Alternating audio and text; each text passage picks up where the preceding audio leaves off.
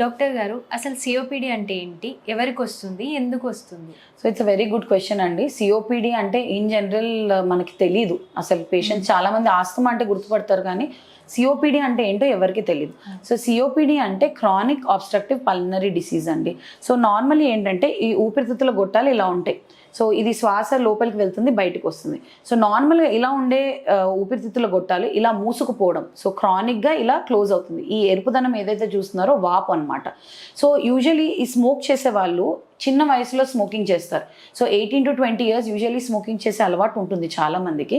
ఈ స్మోకింగ్ చేసినప్పుడు ఏమవుతుందంటే ఊపిరితిత్తులో పర్మనెంట్ డ్యామేజ్ అనేది ఏర్పడుతుంది.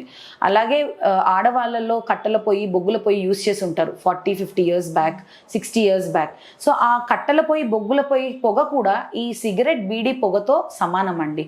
సో ఆ టైంలో వాళ్ళకి తెలీదు, యూస్ చేశారు. సో ఇప్పుడు ఏమవుతుందంటే 40 years క్రాస్ చేసిన తర్వాత ఈ ఊపిరితిత్తుల వాపు వల్ల కొద్దిగా దూరం నడవగానే దమ్ము, ఆయాసం రావడము, దగ్గు, తెమడ, క్రానిక్గా దగ్గు, తెమడ ఉండడము, ఊరికే దగ్గినప్పుడల్లా తెమడ రావడము, ఇది జరుగుతుంది. సో దీన్నే మనము క్రానిక్ ఆబ్స్ట్రక్టివ్ పల్మనరీ డిసీజ్ అంటాం. దీంట్లో 2 రకాలు, ఎంఫైసీమా, క్రానిక్ బ్రాంకైటిస్. సో ఎంఫైసీమాలో మెయిన్గా ఏంటంటే దమ్ము వస్తుంది, ఆయాసం వస్తుంది, పిల్లి కూతలు వస్తాయి.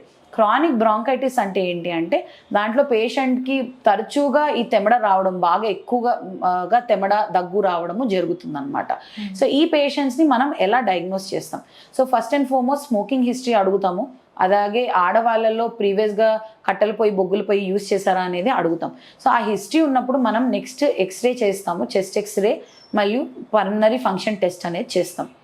ఎక్స్రేలో మనకి సిఓపిడి ఉందా లేదా అనేది తెలుస్తుంది. అలాగే పల్మనరీ ఫంక్షన్ టెస్ట్లో సివియారిటీ ఆఫ్ ద సిఓపిడి అనేది మనం తెలుసుకోవచ్చు. సో పల్మనరీ ఫంక్షన్ టెస్ట్ అంటే ఊపిరితిత్తుల పరీక్ష, ఊపిరితిత్తుల కెపాసిటీ ఎంత ఉందో మనకు చెప్తుంది అనమాట. సో ఈ సిఓపిడి అనేది మైల్డ్ ఉందా, మోడరేట్ ఉందా, సివియర్ ఉందా అనేది కూడా మనం తెలుసుకోవచ్చు.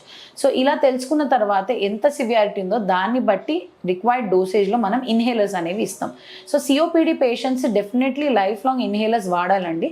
ఎందుకంటే ఈ ఏదైతే డ్యామేజ్ ఉందో లోపల ఊపిరితిత్తుల గొట్టాలు, that is permanent and irreversible damage అనమాట.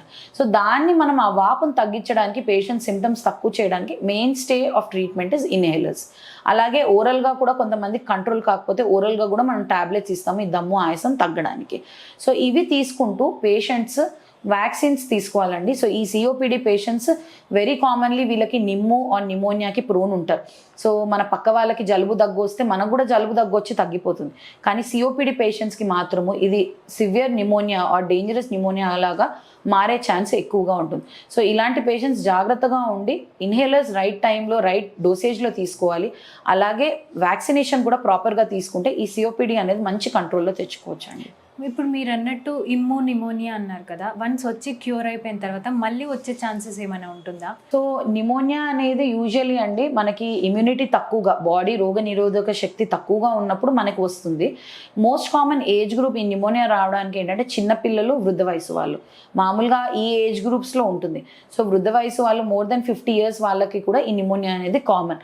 సో డెఫినెట్లీ మన ఇమ్యూనిటీ తగ్గినప్పుడు డెఫినెట్గా ఈ ఛాన్స్ అనేది ఉంటుంది. సో ఇమ్యూనిటీ పెంచుకోవడానికి మనము సరైన ఆహార పదార్థాలు, ఫ్రూట్స్, వెజిటేబుల్స్ రెగ్యులర్గా తినడము, గ్రీన్ లీఫీ వెజిటేబుల్స్ తినడము, నట్స్ తినడము, డ్రై ఫ్రూట్స్ తినడము, తర్వాత యోగా, అనులోమ్ విలోమ్, ప్రాణాయామం ఇవి చేయడము, అండ్ ఎక్సర్సైజ్, హెల్తీగా డైలీ ఎక్సర్సైజ్ చేయడము, వాకింగ్ చేయడం, ఇవి చేసుకుంటే మన ఇమ్యూనిటీని మనం మెయింటైన్ చేయొచ్చు.